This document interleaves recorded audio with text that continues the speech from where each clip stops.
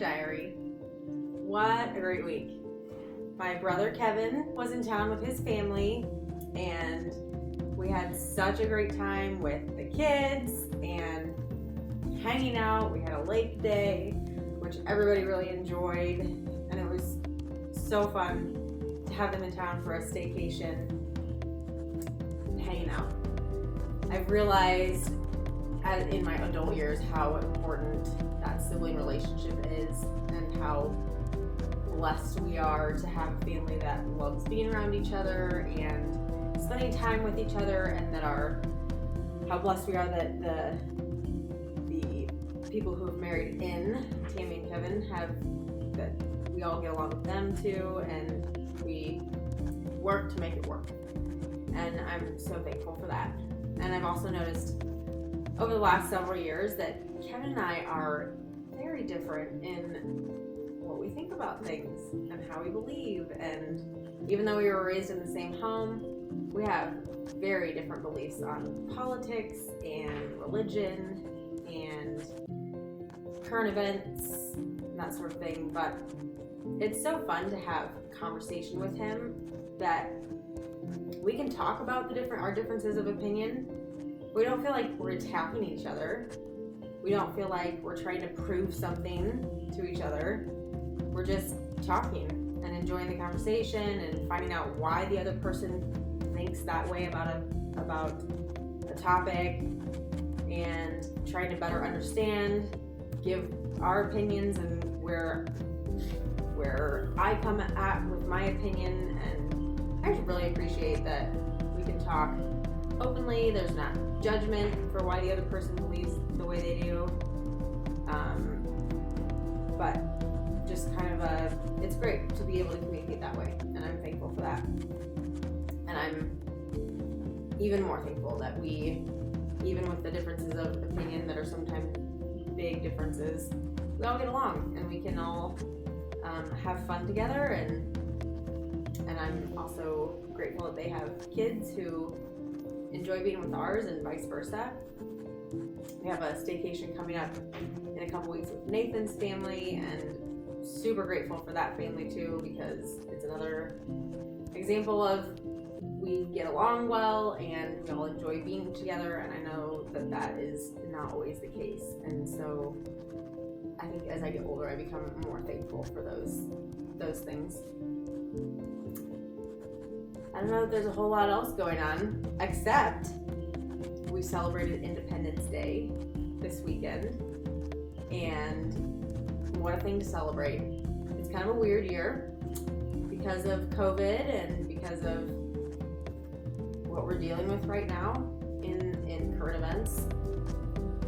But nevertheless, I am so thankful to live in this country. I'm thankful for our freedoms. I'm thankful that we celebrate our independence as a country, and keep praying for this country and praying for our understanding of what we have and as a nation, and our privilege. What a privilege we have to live in this country.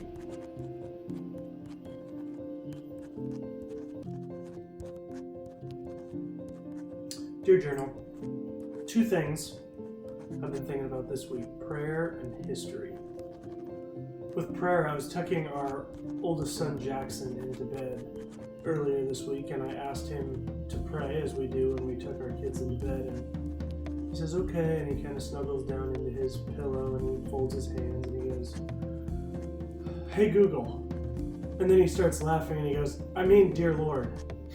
And we both laughed, but I thought about that afterwards, and I thought, man, do I confuse Google and the Lord sometimes when I pray?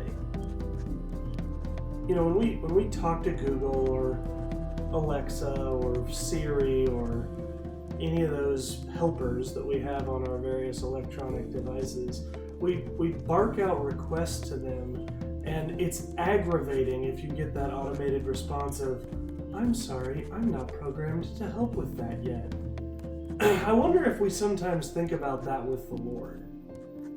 Like, Lord, I asked you to rescue me from this situation 6 minutes ago, and I'm still in the situation. What is wrong with you?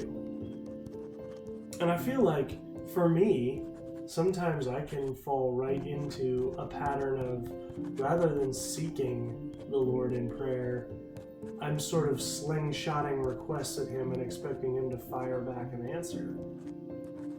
And while I think it was an innocent mistake with Jackson, it was definitely a Holy Spirit teaching moment for me. How often when I bow my head and quiet my heart before the Lord and say, "Dear Lord, do I really mean, hey Google?" Second, history.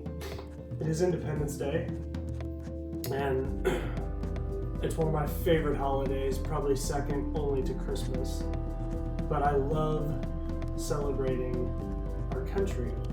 I believe the United States of America is the greatest country that's ever graced the planet. And I'm sure if you're watching from a different country, or right now, if you're watching from within this country, you may disagree with me, and certainly you're welcome to do so. But when you know the history of the United States, it's hard to make that argument. And that's what I was thinking about this week. You know, history is not always something to be celebrated. We talk about celebrating American history.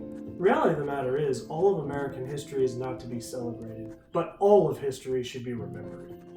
And there's a real danger to trying to forget history. And that ties right directly back to marriage and family, and that's what I've been thinking about this week.